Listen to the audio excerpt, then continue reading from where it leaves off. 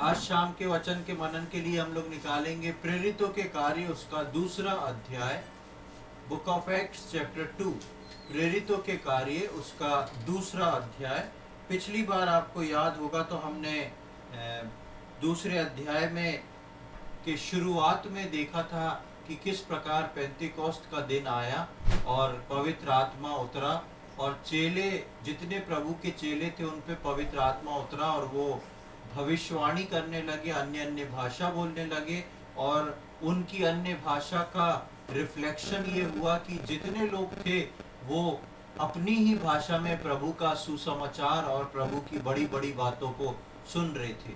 तो हम देखते हैं कि उसकी जड़, हमने उसके नेव को देखा था कि कहाँ से वो चीज शुरू हुई थी, क्योंकि चेले जो थे ठहर के प्रार्थना कर रहे थे। ये ठहर के प्रार्थना करना अभी काफी आगे तक हम जितनी चीजें सीखने जा रहे हैं उन सब का बेस जो है वो यही बना है, ठहरे रहना, प्रार्थना करते रहना। और यही बेस जो है मेरे और आपके जीवन के लिए भी बहुत उपयोगी है। तो पिछली बार हम लोग ने दूसरे अध्याय में प्रेरितों के कार्य उसके दूसरे अध्याय में इन सब बातों को देखा था। आज हम प्रेरितों के कार्य में आगे बढ़ेंगे और दूसरे अध्याय की 14वीं आयत से लेकर 16वीं आयत तक पहले पढ़ेंगे।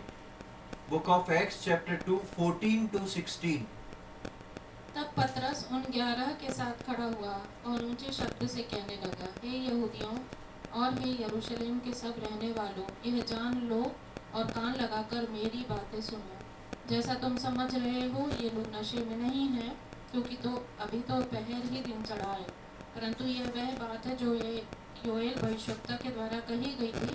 परमेश्वर कहता है कि अंत के दिनों में ऐसा होगा कि मैं अपना आत्मा सब मनुष्यों पर उंडेलूंगा। यहाँ पर हम देखते हैं कि पिछली बार हम इस बात को देख रहे थे कि दूसरे अध्याय में पवित्र आत्मा उतरने के बाद सब चेलों ने प्रभु की बातें बोलना शुरू करी, यानी कि प्रभु की बड़ाई करना शुरू करी, प्रभु का सुसमाचार सुनाना शुरू कर दिया और सब प्रभु की बड़ी बड़ी बातें और प्रभु के अनुग्रह, प्रभु की दया, सारी बातों को, अच्छाइयाँ, सब चीज को हम सुन रहे थे कि ये सारे चेले जो हैं अन्य अन्य भाषा में, सब लोगों की भाषा में बोलने लगते हैं और सब लोग इस बात को सुनते हैं और लोग जो है इस घटना को देख के हैरान हो जाते हैं। अब देखिए, स्टार्टिंग देखिए कि जैसे ही पवित्र आत्मा उतरता है ये लोग जो है प्रभु की बातों को सुन रहे हैं, प्रभु के बड़े बड़े काम, प्रभु की आशीषें, प्रभु की चीजों को सुन रहे हैं। उसके बाद जब हम 14वीं आयत में आते हैं तो लिखा है, तब पतरस उन 11 के साथ खड़ा हुआ। अब यहाँ पर जो है ये सब कार्य चल रहा था, इस कार्य चलते में तब पतरस खड़ा हुआ और लिखा है ऊंचे शब्द में बोलना शुरू किया। यानी कि ये एक बैकग्राउंड पवित्र आत्मा तैयार कर रहा था। किसके लिए तैयार कर रहा था? परमेश्वर के वचन के लिए तैयार कर रहा था। पवित्र आत्मा लोगों के हृदय को तैयार कर रहा था, वहां के वातावरण को तैयार कर रहा था। क्यों? क्योंकि अब पतरस के द्वारा एक बहुत बड़ा प्रकाशन होने वाला था। पतरस के द्वारा पहला सुसमाचार इस दुनिया में आने वाला था और उसके लिए तैयारी क्या थी? फिर से मैं उस चीज को बताऊंगा कि तैयारी थी ठहरे रहना, तैयारी थी प्रार्थना करना और उसके बाद पवित्र आत्मा का उतरना। और ये सब क्यों हो रहा है? उस अद्भुत सुसमाचार के लिए, परमेश्वर के वचन के लिए। अब आप परमेश्वर के वचन के स्थान को देखें, ये कहाँ आता है। परमेश्वर के वचन को लाने के लिए, परमेश्वर के वचन को तैयार करने के लिए क्या क्या तैयारी हो रही है। मनुष्य जो है, प्रभु के चेले जो हैं, वो सबसे पहले ठहरे हैं, वेटिंग अपॉन द लॉर्ड। उसके बाद देखते हैं वो प्रार्थना में लवलीन है। उसके बाद हम देखते हैं कि परमेश्वर कार्य कर रहा, अपने पवित्र आत्मा को भेज रहा है और ये पवित्र आत्मा वहां पे उस माहौल को बनाते हैं, लोगों के हृदय छिदते हैं, लोग सुनने को ध्यान देने लगते कि क्या बात होने वाली है, ऐसा क्या हो गया है। ये सब तैयारी जब होती है तो उसके बाद क्या आता है? परमेश्वर का वचन आता है। आज भी हम लोगों के जीवन में कई बार बहुत सारे लोगों के जीवन में ये शिकायत रहती है कि परमेश्वर का वचन नहीं मिलता। परमेश्वर के वचन पाने के लिए, चाहे आप कलीसिया में परमेश्वर का वचन सुन रहे हैं, चाहे आप व्यक्तिगत रूप से परमेश्वर के वचन की ओर आस लगाए हुए हैं कि प्रभु आपसे कुछ बोले, उसके लिए प्रिपरेशन जरूरी है। यानी कि ठहरना, प्रार्थना करना और पवित्र आत्मा को वो स्थान देना अपने हृदय में, अपने जीवन में, कि वो इस चीज को तैयार करे ताकि जब वचन आए तो आप वचन को ग्रहण कर सके। वचन तो आता है लेकिन हम उसको कई बार ग्रहण नहीं कर पाते। कई बार कई वचन हमारे कान से सुनी अनसुनी करके निकल जाते हैं। कई बार कुछ वचन हमारे हृदय तक आते हैं लेकिन कार्य नहीं करते। बहुत कम है जो हमारे वचन जो है जब हृदय तक आते हैं और हृदय के अंदर आके वो देहधारी होते हैं। जिस प्रकार प्रभु यीशु मसीह ने अच्छे बीजों का दृष्टांत दिया था कि बीज जो है वो वचन है, बोने वाला जो है प्रभु उसको लेके गया है और उस किसान ने सब जगह पर उसके बीज गिर जाते हैं। अलग अलग जगह जो है बीज अलग अलग रिस्पॉन्ड करता है। तो इस प्रकार हम देखते हैं कि किस प्रकार परमेश्वर का सबसे पहला सुसमाचार प्रभु यीशु मसीह के बारे में जब पतरस ला रहा था, कितनी तैयारी होती है। प्रभु के वचन को ग्रहण करने के लिए मेरे को और आपको कितनी तैयारी से आना जरूरी है। क्या मैं और आप थर्सडे के लिए, संडे के लिए प्रार्थना करते हैं कि प्रभु कल या परसों या आज जो वचन मुझे मिलने वाला है वो वचन ऐसा हो जो मुझसे बात करे, मैं खाली ना जाऊं। ऐसा ना हो कि दूसरे लोग उस वचन का फायदा उठाएं और मैं खाली हूं और खाली ही चला जाऊं। मैं उस वचन से कुछ लेना चाहता हूं, मैं उस वचन से कुछ बढ़ना चाहता हूं, इसलिए वो वचन को आप मेरे लिए दीजिए। उसके बाद हम देखते हैं कि इन 11 में से पतरस जो है खड़ा होके ऊंचे शब्दों में बोलने लगा। अब तक हम पतरस को यीशु के पीछे और उससे पूछते हुए देखते थे। कोई भी बात होती थी तो पतरस जो था प्रभु यीशु मसीह के पास जाके पूछता था, प्रभु ये कैसा, वो कैसा, मैं क्या ऐसा कर लूं, मैं क्या वैसा कर लूं, मैं क्या कर सकता हूं। हर बात के लिए पतरस जो था, हम देखते हैं कि यीशु मसीह के पीछे पीछे था और यीशु मसीह से पूछता था। पर यहाँ पवित्र आत्मा आने के बाद यहाँ अब पतरस जो है वो आगे होके ऊंची आवाज में प्रभु के लिए बोलने को खड़ा है। अब पतरस वो पतरस नहीं रहा, वो आगे होके खड़ा है और कैसी मिनमिनाती आवाज में नहीं, एक प्रभावशाली और ऊंची आवाज में वो आके खड़ा है। अब वो लोगों से नहीं डर रहा है। आप जानते हैं एक समय था जिस समय पतरस के अंदर बहुत भय काम करता था। पतरस उस भय के कारण प्रभु यीशु मसीह को 3 बार पहचानने से इनकार कर देता है, क्योंकि लोगों का भय पतरस के अंदर था। वो क्या सोचेगा, वो मेरे को लिए क्या कर देगा, वो मुझे भी पकड़ लेंगे, ऐसे कई प्रकार के भय जो है वो पतरस के अंदर हम देखते थे। लेकिन यहाँ पर हम देखते हैं अब पतरस को भय नहीं, पहले इन्हीं लोगों के कारण जो हम देखते हैं कि दरवाजे बंद थे। शुरू में हम यूहन्ना में पढ़ते हैं कि प्रभु यीशु मसीह के मृत्यु के बाद जो है ये लोग सब एक जगह पर थे और वहां लिखा है लोगों के भय के कारण दरवाजे बंद थे। दरवाजे बंद करके भय में थे। आज ये सारे चेले, केवल पतरस नहीं, सारे चेले बाहर निकल चुके हैं और इनमें से पतरस जो है ऊंची आवाज में प्रभु के वचन को बोलने को तैयार है, उस सुसमाचार को बोलने के लिए तैयार है। जबकि वो एक समय था कि यीशु मसीह की पहचान को लेके अपने आप को छुपा रहा था कि मैं यीशु मसीह को पहचानता हूं। तो यहाँ पर हम पतरस की उस बोल्डनेस को देखते हैं और ये थी पवित्र आत्मा की सामर्थ और प्रार्थना वचन की सामर्थ जो पतरस और अन्य चेलों पर थी। अब ये पूरा एक पैकेज तैयार हुआ है। ध्यान रखें, कभी ना सोचें इस बात को कि पवित्र आत्मा उतरा था इसलिए ये ऐसे हो गए थे। नहीं, पवित्र आत्मा उतरने से पहले इनके पास ठहराव था। पवित्र आत्मा उतरने से पहले इनके पास प्रार्थनाएं थी। पवित्र आत्मा उतरने से पहले इनके पास वचन था। आपको ध्यान होगा जब हम प्रेरित पहले अध्याय में मनन कर रहे थे तो तब पवित्र आत्मा नहीं उतरा था, और पतरस जो है वो वहां पे पुराने नियम को कोट करके, भजन संहिता को कोट करके यहूदा के जिक्र में बताता है कि ऐसा होना था। तब वो 12वें चेले को, जो यहूदा मर गया था, उसकी जगह दूसरे चेले को नियुक्त करते हैं। यानी कि वचन का प्रकाशन जो था उनके पास आ चुका था। क्यों आ चुका था?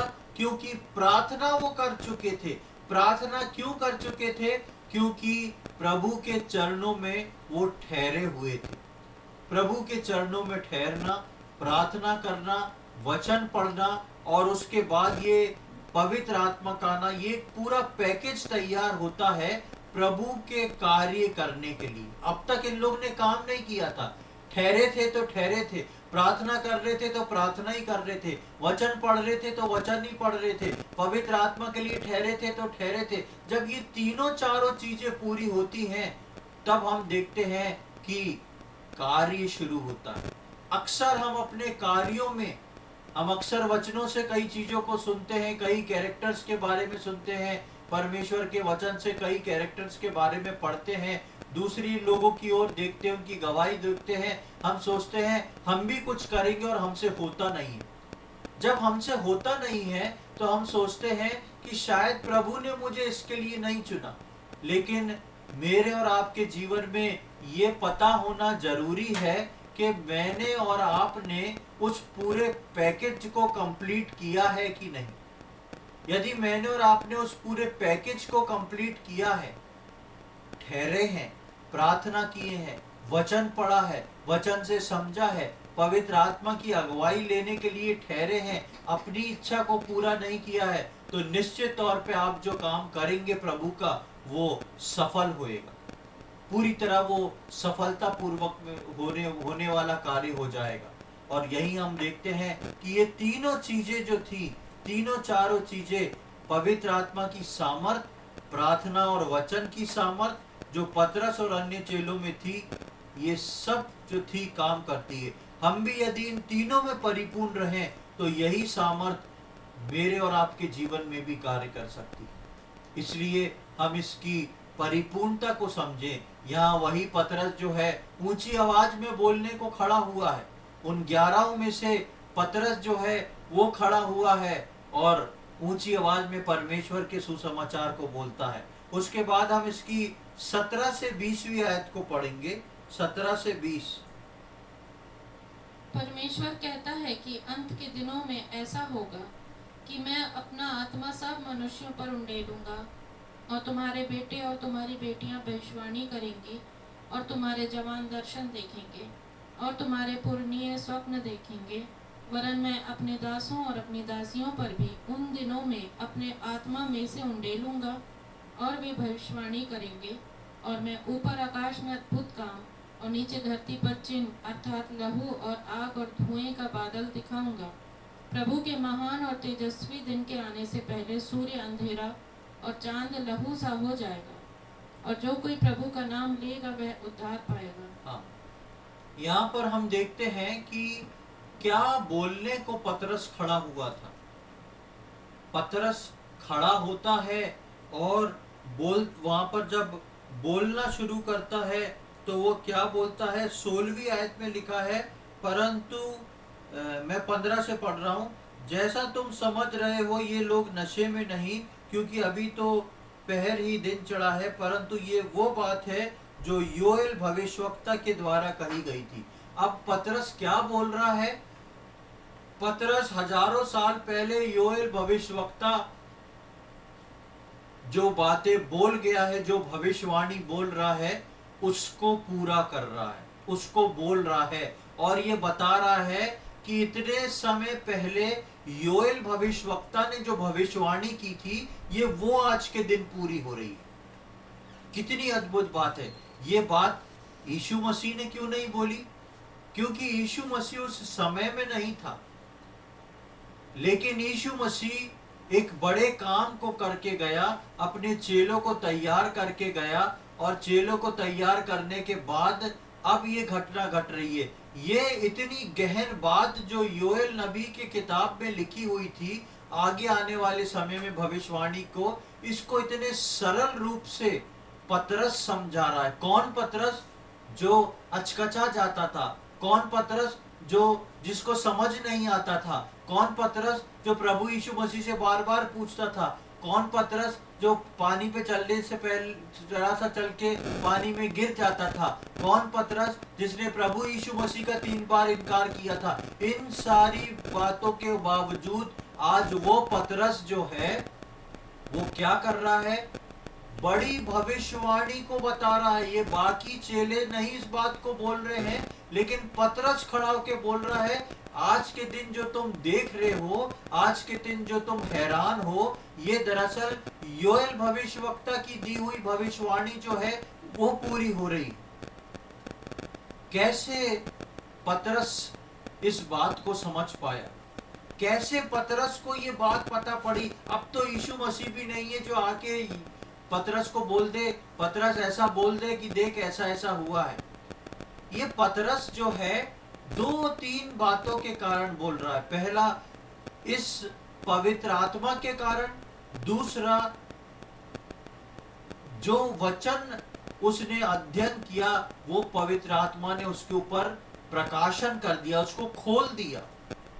उसने पहले ठहरा रहा, उसने प्रार्थना करी, उसके बाद वचन पढ़ा, और वचन का प्रकाशन उसको पवित्र आत्मा के द्वारा मिला, और अब वो पवित्र आत्मा की ही सामर्थ्य में खड़ा होके वो इस बात को बोल रहा है। ये कारण था जो योएल नबी की बात जो प्रभु यीशु मसीह भी बोल के नहीं गए। ऐसा भी नहीं कि प्रभु यीशु मसीह ने जाने से पहले इस बात को बोला होगा कि मेरे समय के बाद एक दिन इस तारीख को पवित्र आत्मा उतरेगा और वो योएल नबी की भविष्यवाणी पूरी होगी। ऐसा कुछ नहीं। इस बात को लाइट में लाया कौन? इस बात को लाइट में पतरस लेके आया कि ये जो हो रहा है ना, वो योएल नबी की भविष्यवाणी पूरी हो रही है। यहाँ पतरस अंत के दिनों की भविष्यवाणी को बताता है जो पुराने नियम में लिखी थी, जो पुराने नियम में लिखी थी। यहाँ पर हम पतरस के अंतरात्मा के ज्ञान और प्रकाश का काम देखते हैं। कैसे पतरस जो है वो बदल गया, उसकी अंतरात्मा बदल गई है, उसको ज्ञान और प्रकाश का आत्मा मिल गया है। तैयार था वो वचन से, लेकिन वचन को कब और कहां लाना है ये पतरस को नहीं मालूम था। पतरस ठहर के प्रार्थना में वचन पढ़ के तैयार हो गया, लेकिन उसको प्लेटफॉर्म किसने दिया? पवित्र आत्मा ने दिया। अब आप समझे पवित्र आत्मा के फ्लो को, ये परमेश्वर के कंप्लीट पैकेज का काम किस प्रकार चलता है। ठहराव, प्रार्थना, वचन और पवित्र आत्मा का फ्लो, उस पवित्र आत्मा के द्वारा दिया गया एक प्लेटफॉर्म। पवित्र आत्मा ने बताया कि अब यहाँ ये समय है, अब इस समय में उस वचन के अनुसार अपने मुंह को खोलो। और जब पवित्र आत्मा ने उसके अंदर डाला तो वो बड़ी सामर्थ्य से खड़ा हुआ, और ऊंचे शब्दों में लिखा है कि वो यहाँ पर आके बिना किसी डर के, बिना किसी डाउट के वो सीधा बोलता है, ये वो हो रहा है जो योएल भविष्यवक्ता ने कहा। कितनी अद्भुत बात है प्रियो, जब मैं और आप, परमेश्वर मुझसे और आपसे ऐसे ही काम कराना चाहता है। मुझको और आपको परमेश्वर ऐसे ही सामर्थ्य से भरना चाहता है, लेकिन हम कहां पर लैग कर जाते हैं? हम सबसे पहले जो हैं ठहराव में लैग कर जाते हैं। पहले ही चीज में हम पीछे हट जाते हैं, ठहरना नहीं चाहते। हम चाहते हैं आज प्रार्थना करी, कल जवाब मिले। 1 घंटे पहले प्रार्थना करी, कुछ सिम्टम दिखने लगे। ठहराव प्रार्थना के साथ बहुत जरूरी, और प्रभु का समय, और उस ठहराव और प्रार्थना के बाद परमेश्वर का वचन, ये तीनों चीजें जो हैं एक साथ जब एक बाइंडिंग में आती हैं, तब ये पवित्र आत्मा को एक प्लेटफॉर्म देती हैं। और यहाँ पर हम पतरस के अंदर आत्मा के ज्ञान और प्रकाश का काम देखते हैं। इतने वर्षों से भविष्यवाणी लिखी थी, पर आज पतरस को उनका प्रकाशन मिला है। इतने यीशु मसीह के आने से पहले से भी ये भविष्यवाणी लिखी हुई है। लेकिन पवित्र आत्मा के आने के बाद और पतरस के ठहरने के बाद, प्रार्थना करने के बाद, वचन पढ़ने के बाद आज इसका प्रकाशन जो है वो सामने आ रहा है। और अब ये पतरस बदल चुका है वचन और प्रार्थना के द्वारा, पवित्र आत्मा के द्वारा। प्रियो, आज भी परमेश्वर के वचन में ऐसे बहुत से प्रकाशन रह गए हैं। आज भी परमेश्वर के वचन में ऐसी बहुत सारी चीजें रह गई हैं, ऐसी बहुत सारी भविष्यवाणियां हैं जो पूरी नहीं हुई हैं। और परमेश्वर को जरूरत है आज इसको पूरा करने के लिए आपकी जरूरत है। परमेश्वर आप जैसे विश्वासियों को ढूंढ रहा है कि मैं कैसे अपने वचन को इनके ऊपर जाहिर करूं, कैसे पवित्र आत्मा का फ्लो दूं, कैसे ये लोग थोड़ी देर मेरे पास ठहरे रहें, प्रार्थना करें, वचन पढ़ें, ताकि मैं आगे आने वाले समय के बारे में, आगे आने वाली भविष्यवाणियों के बारे में, मेरे वचन के प्रकाशन के बारे में इन लोगों के ऊपर एक प्रकाश को डालूं। आज भी परमेश्वर मुझसे और आपसे ये उम्मीद रखता है कि मैं और आप भी पतरस के समान खड़े हों, मैं और आप भी पतरस के समान काम करते हो। बेशक हो सकता है हम चाहे कोई भी काम करते हो, हम चाहे नौकरी करते हो, चाहे दूसरे अपने घरों में काम करते हो, चाहे कुछ भी काम करते हो, उसके बावजूद भी परमेश्वर चाहता है कि मैं और आप परमेश्वर के लिए खड़े रहें और उसकी इच्छा और योजना को हम पूरा करें। हमको भी ऐसे ही बदलना है। हमने देखा कि पतरस जो था वो बदल चुका था। अब वो पतरस पुराना पतरस नहीं रहा। मेरे और आपके जीवन में भी एक बदलाव की जरूरत है। सोच के देखें, जिस दिन मैंने और आपने प्रभु यीशु मसीह को ग्रहण किया था, उस दिन से लेके आज तक मैं और आप कितने बदल चुके हैं। प्रभु में हम कितने आगे आ चुके हैं, कितना हमारे अंदर चेंज आया है। बेशक ये चेंज एकदम नहीं आता, धीरे धीरे चेंज आता है। कई एक्सपीरियंस से प्रभु हमको गुजारता है, हम सीखते समझते हैं। यही ठहराव है, इसमें जल्दबाजी नहीं करना, यही ठहराव है। लेकिन इस समय में अपने हृदय को पूरी तरह दिखाना, हाँ प्रभु मैं तैयार हूं, मैं सीखने को तैयार हूं, मैं समझने को तैयार हूं। चाहे उम्र का पड़ाव कुछ भी क्यों ना हो गया हो, प्रभु मुझको और आपको सिखाता जाता है, समझाता जाता है। हो सकता है मैं और आप एक ही दशा में कई लंबे समय से पड़े हों, लेकिन परमेश्वर सिखाता है, उसके अंदर ठहरे रहे परमेश्वर के लिए, रुके रहे परमेश्वर के लिए। परमेश्वर आपको उठा के अपने कार्य को जरूर कराएगा। जरूरत है मैं और आप अपने दिल में इच्छा रखें पतरस के समान बदलने के लिए। पतरस के मन में एक इच्छा थी कि प्रभु ने जिस काम के लिए उसे चुना है, प्रभु उससे वो काम कराए। और हम देखते हैं वो ठहरा रहा, प्रार्थना करता रहा, वचन पढ़ता रहा, और एक समय आया कि इस प्रकार पूरा हुआ। और इस प्रकार हम देखते हैं कि पतरस सबको बता देता है कि ये जो हो रहा है, ये कई साल पहले की भविष्यवाणी थी जो आज पूरी हो रही है। और जब हम इसकी 22वीं आयत से लेके 36वीं आयत तक पढ़ते हैं, प्रेरितों के कार्य जब उसका 22वीं आयत से लेके 36वीं आयत तक पढ़ते हैं, तो वो मैं नहीं पढ़वा रहा हूं क्योंकि वो एक बहुत लंबा पैसेज है और वो पूरा सुसमाचार है। तब पतरस सबको पूरा सुसमाचार सुना देता है। ये पूरा वो सुसमाचार है जो पतरस ने दिया वहां पर खड़े होके। तो पतरस जो है पूरे सुसमाचार को सुना देता है वहां पर। तो 22वीं आयत से लेके 36वीं आयत तक पूरा सुसमाचार है। उसके बाद हम जब 37वीं आयत में आते हैं, 37th वर्ष, तो 37th वर्ष से लेके 42 वर्ष तक, 42वीं आयत तक हम पढ़ते हैं। तो वहां पे इसके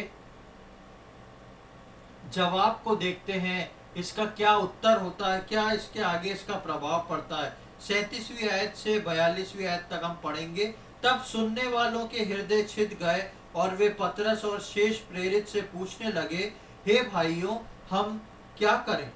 पतरस ने उनसे कहा, मन फिराओ और तुम में से हर एक अपने अपने पापों की क्षमा के लिए यीशु मसीह के नाम से बपतिस्मा ले। तो तुम पवित्र आत्मा का दान पाओगे, क्योंकि ये प्रतिज्ञा तुम और तुम्हारी संतानों और उन सब दूर दूर के लोगों के लिए है जिनको प्रभु हमारा परमेश्वर अपने पास बुलाएगा। उसने बहुत और बातों से भी गवाही दे देकर समझाया कि अपने आप को इस टेढ़ी जाति से बचाओ। अतः जिन्होंने उसका वचन ग्रहण किया उन्होंने बपतिस्मा लिया, और उसी दिन 3000 मनुष्यों के लगभग उसमें मिल गए, और वे प्रेरितों से शिक्षा पाने और संगति रखने और रोटी तोड़ने और प्रार्थना करने में लवलीन रहे। यहाँ पर हम 37 से 42 तक हम देखते हैं, तो 37वीं आयत में खासकर हम देखते हैं कि जब ये भाषण इतना सामर्थी था कि लोग कायल हो गए और पतरस और अन्य चेलों से पूछने लगे कि हम क्या करें। अब देखिए, ये भाषण जो पतरस ने 22वीं आयत से लेके 36वीं आयत तक दिया, ये भाषण कोई मामूली नहीं था। ये सामर्थी परमेश्वर के वचन थे जो निकल रहे थे, और जब ये पवित्र आत्मा के साथ निकले तो ये क्या कर रहे थे? लोगों को छू रहे थे। और लोगों को छू कैसे रहे थे? शुरू में हमने पढ़ा, हर व्यक्ति सोच रहा था कि ये व्यक्ति मुझसे बात कर रहा है। हर व्यक्ति सोच रहा था कि ये व्यक्ति मुझसे बात कर रहा है। इस प्रकार परमेश्वर का वचन हमको छूता है। जब हम परमेश्वर के वचनों को सुनते हैं, परमेश्वर के दास के द्वारा जब संदेशों को हम सुनते हैं, हमारे अंदर कई बातें आके क्लिक होती हैं। कई बात आके हमको लगता है कि ये व्यक्ति इस बारे में क्यों बोल रहा है। क्या इस व्यक्ति को इस बारे में पता है? क्या इस व्यक्ति को इस बारे में पहले से मालूम है कि मेरे जीवन में क्या चल रहा है? क्या इस व्यक्ति को मालूम है कि ये समस्या मेरे जीवन में चल रही है? क्यों ये व्यक्ति कैसे इस बात को बोला? ये तो मेरे अंतरात्मा की बात है, अंदर की बात है। प्रियो, क्योंकि परमेश्वर का पवित्र आत्मा आज भी काम करता है, और उन्हीं वचनों को लेके जैसे उस समय पहली सदी की कलीसिया के लोगों के हृदय छिद गए थे, उसी प्रकार आज मेरे और आपके जीवन में भी जब परमेश्वर का वचन आता है, क्योंकि वो पवित्र आत्मा के द्वारा आता है, तो मेरे और आपके हृदय जो हैं वो ऐसी छिदते हैं, और परमेश्वर का वचन जो है मुझसे आपसे बात करता है। जैसे यहाँ पर चेलों के वचन और पतरस के वचन के द्वारा लोगों के हृदय छिदे। कभी चेले यीशु से पूछा करते थे, लेकिन आज लोग इनसे पूछ रहे हैं कि जो कुछ भी नहीं थे।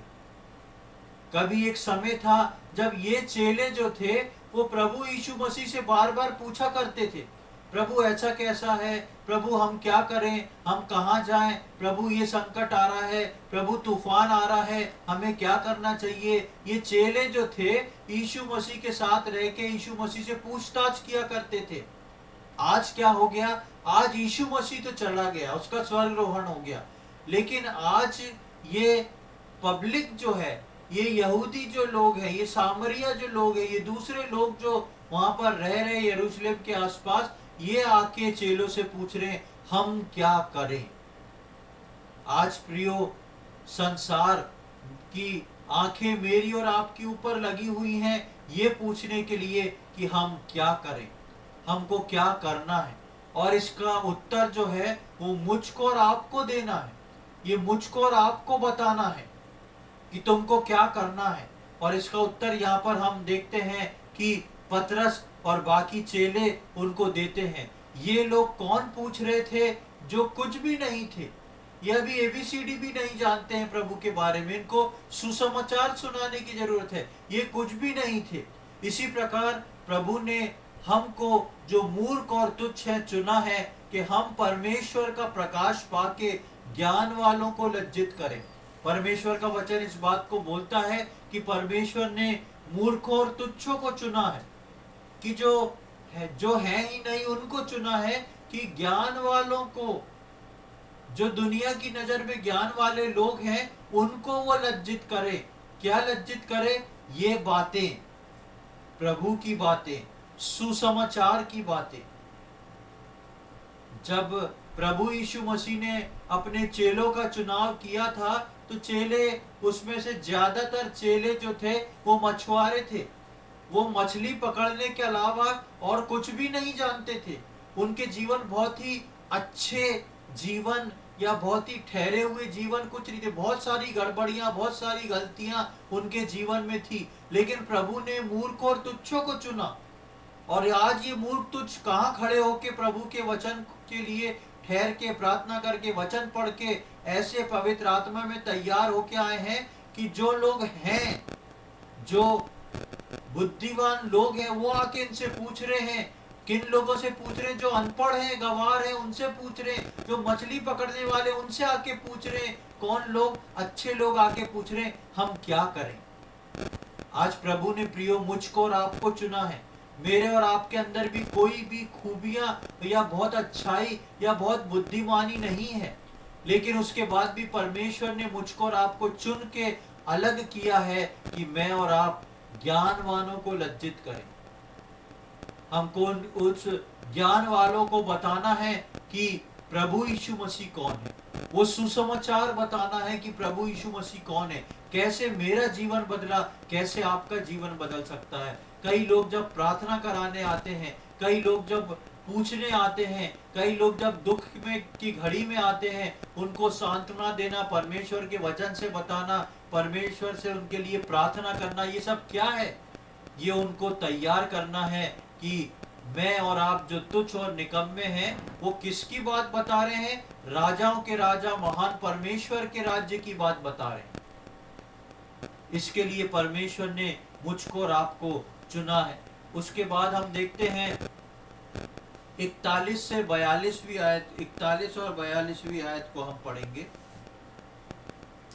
दूसरा अध्याय 41-42। अतः जिन्होंने उसका वचन ग्रहण किया उन्होंने बपतिस्मा लिया, और उसी दिन 3000 मनुष्यों के लगभग उनमें मिल गए, और वे प्रेरितों से शिक्षा पाने और संगति रखने और रोटी तोड़ने और प्रार्थना करने में लौलीन रहे।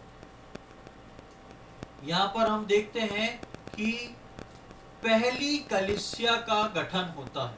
पहली कलीसिया का गठन हुआ जिसे प्रभु ने पतरस पर बनाया, क्योंकि उसने कहा था कि मैं पतरस पे अपनी कलीसिया बनाऊंगा। तू पत्थर है, पतरस है। ये कैसे काम हो रहा है? प्रभु यीशु मसीह तो मर के जा चुका है, लेकिन वो मर के तीसरे दिन जिंदा हुआ है, इसलिए ये काम हो रहा है।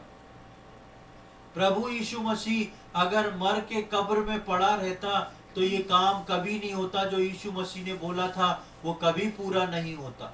यीशु मसीह ने जो पतरस को बोला था आज वो पूरा हो रहा है। 41 और 42वीं आयत में हम देखते हैं एक कलीसिया का गठन हो जाता है, एक कलीसिया तैयार होके खड़ी हो जाती है, 3000 लोग पहुंच जाते हैं। और ये सब क्यों हो रहा है? एक आयत को पढ़ेंगे, मत्ती रचित सुसमाचार 16वां अध्याय 18-19। Gospel according to Matthew chapter 16 verse 18 and 19। मत्ती रचित सुसमाचार 16वां अध्याय 18 और 19। वहां देखें क्या लिखा है। और मैं भी तुझसे कहता हूँ कि तू पतरस है, और मैं इस पत्थर पर अपनी कलीसिया बनाऊंगा, और अधोलोक के फाटक उस पर प्रबल न होंगे। मैं तुझे स्वर्ग के राज्य की कुंजियां दूंगा, और जो कुछ तू पृथ्वी पर बांधेगा वह स्वर्ग में बंधेगा, और जो कुछ तू पृथ्वी पर खोलेगा वह स्वर्ग में खुलेगा। पहले ही प्रभु यीशु मसीह ने पतरस को बोल दिया था, और जो प्रभु यीशु मसीह ने बोला था वो पतरस के जीवन में पूरा होता है। क्यों? क्योंकि प्रभु यीशु मसीह ने पतरस को चुना था।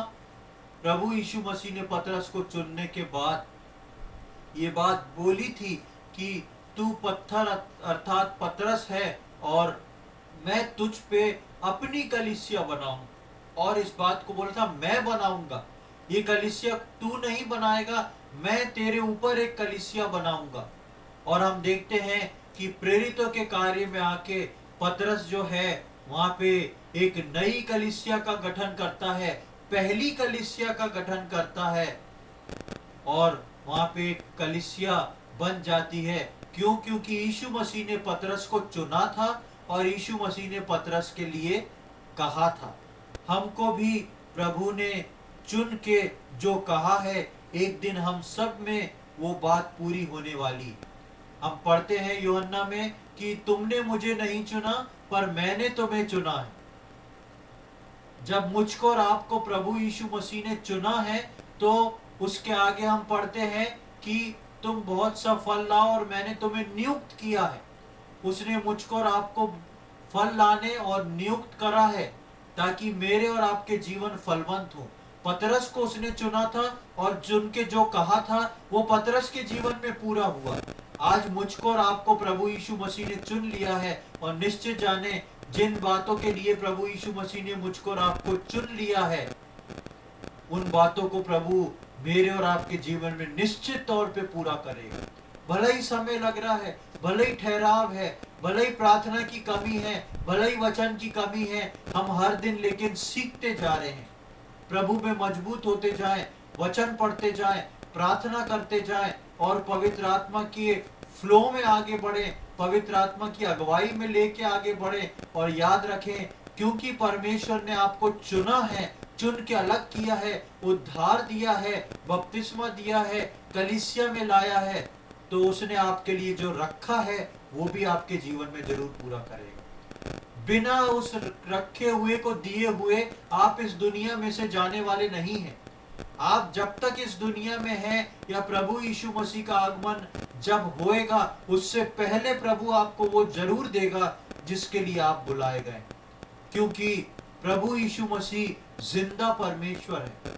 अगर वो मर के जीवित नहीं हुआ होता तो शायद पतरस के ऊपर कलीसिया नहीं बन पाती, लेकिन यीशु मसीह मर के तीसरे दिन जी उठा और यीशु मसीह ने जो कहा था वो हो गया। आपके और मेरे जीवन में भी यीशु मसीह ने जो कहा है वो होके रहेगा, चाहे समय लगे मुझको और आपको प्रार्थना में ठहरना है।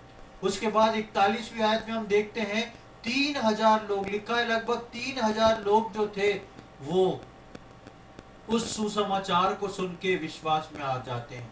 अब तक ये लोग कहाँ थे? अब तक ये लोग चेलों को मारने को और सताने को पीछे लगे थे कि कहां से मिल जाए, इन लोग को जेल में पकड़ा जाए, सताया जाए।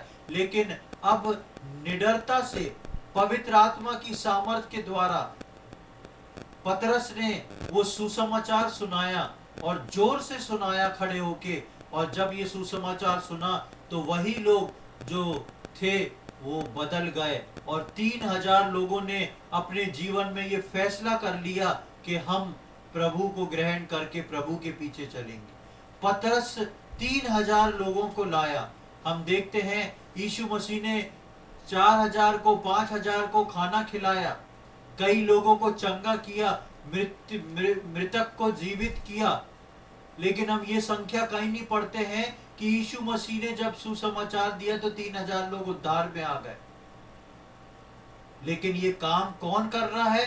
पतरस कर रहा है, क्योंकि ये भी काम यीशु मसीह बोल के गया था कि जो मुझ पर विश्वास रखेगा वो मुझसे भी बड़े बड़े काम करेगा। और पतरस ने प्रभु यीशु मसीह पर विश्वास रखा और पतरस ने प्रभु यीशु मसीह के उस कथन को सत्य कर दिखाया कि प्रभु यीशु मसीह ने जो बोला था वो पूरा हुआ है।